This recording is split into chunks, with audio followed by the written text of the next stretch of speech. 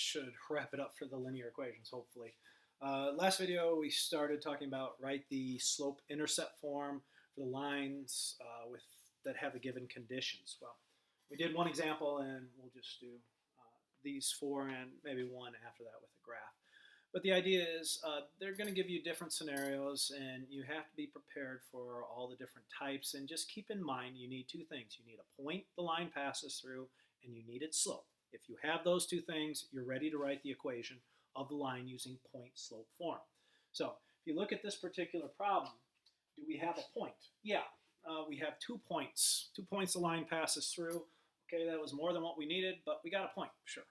Do we have a slope? The answer is no, we do not. We do need a slope from these 2 points. Now, this is going to have to bring back some memories about a certain slope formula.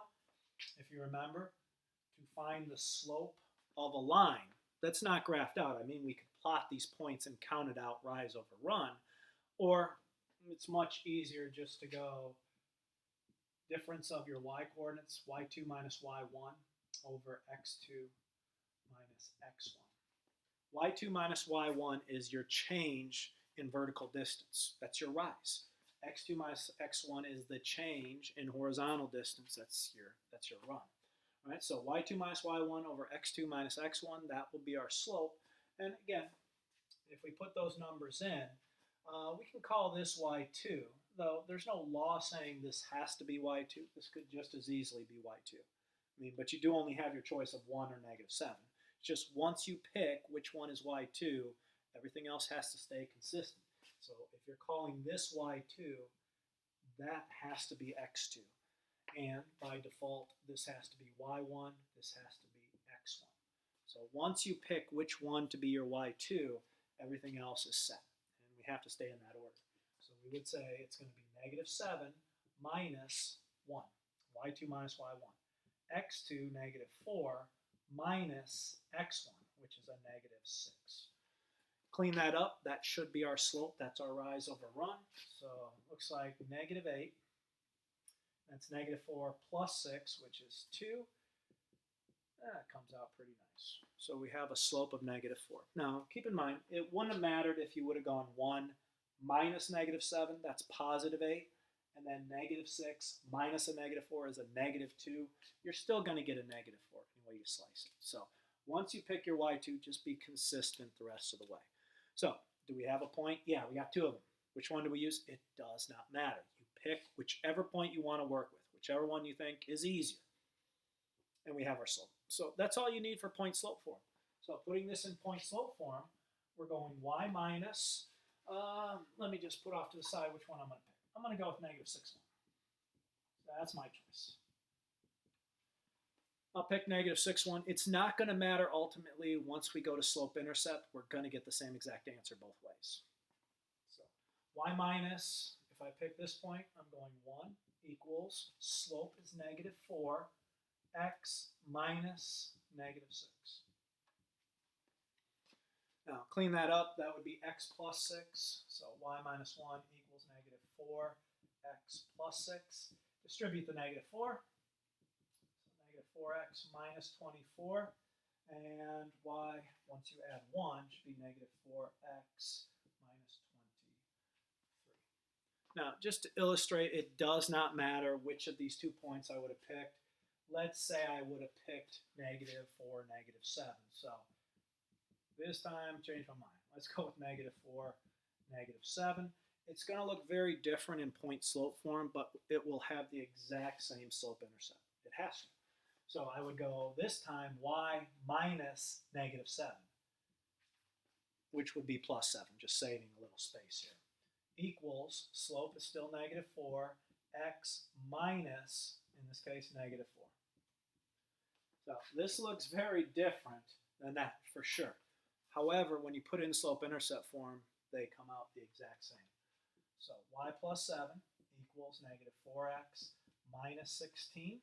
When you subtract 7 from both sides, surprise, surprise, you get the exact same slope-intercept. So the point which you pick does not matter. It's got to produce the same slope-intercept, which is another reason we like the slope-intercept form, because it gives us the same answer no matter what point we use. Whereas point slope, well, depending on the point you use, it looks very different than other, point slope forms that could be of the exact same line. Okay, so let's take a look at number 3.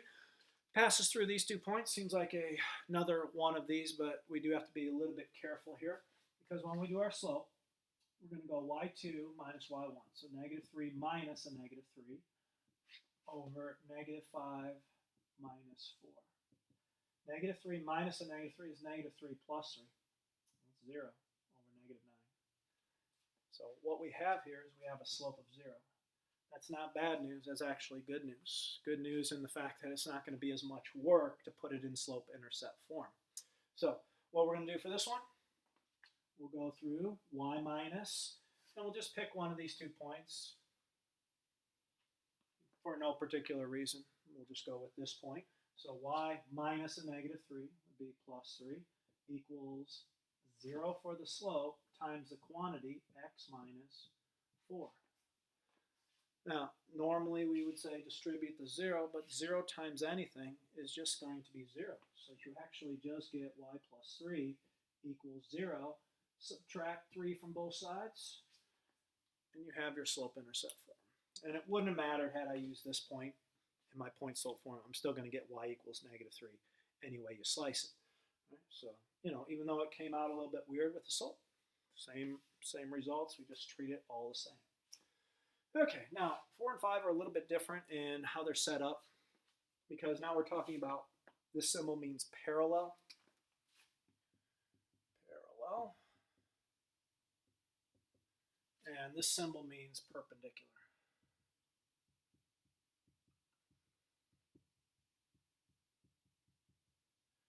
Now, most of us have a concept of what parallel lines are. 2 lines are parallel if they never intersect. If they're on the same flat surface and they never intersect, we call those parallel lines.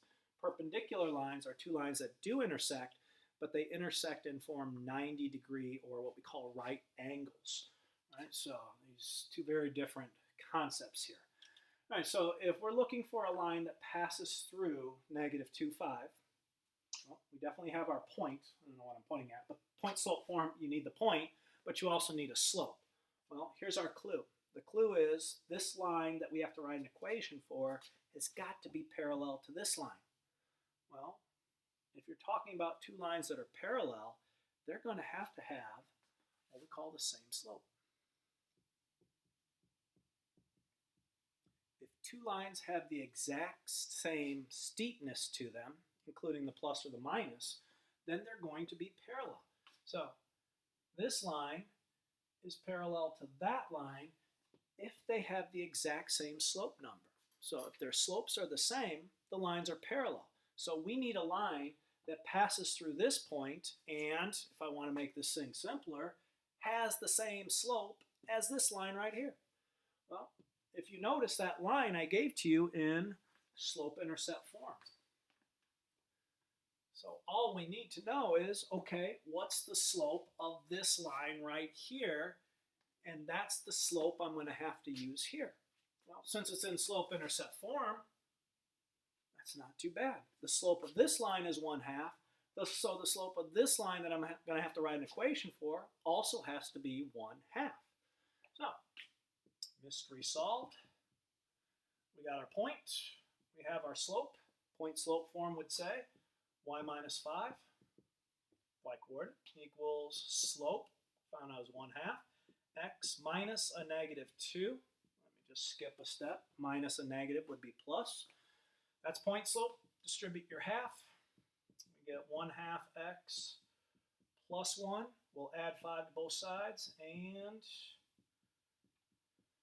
call it 1/2 x plus 6 is the equation of line that is passing through this point and is parallel to this line. Now, don't think that is a coincidence that this is minus 6 and that's positive 6. Actually, I had to do a double take. I thought they were the exact same line. That's good that they weren't. But this could come out to be anything. But they will be parallel lines because they both have a rise of 1 and a run of 2. So passes through 6, negative 4, and perpendicular to 2x minus 3y. Well, with perpendicular, we don't say they have the same slope because that would be parallel. They have to intersect, but they have to intersect at 90-degree angles. So in order for that to happen, what has to be the case, they have to have what are called, you might remember this, opposite reciprocal slopes.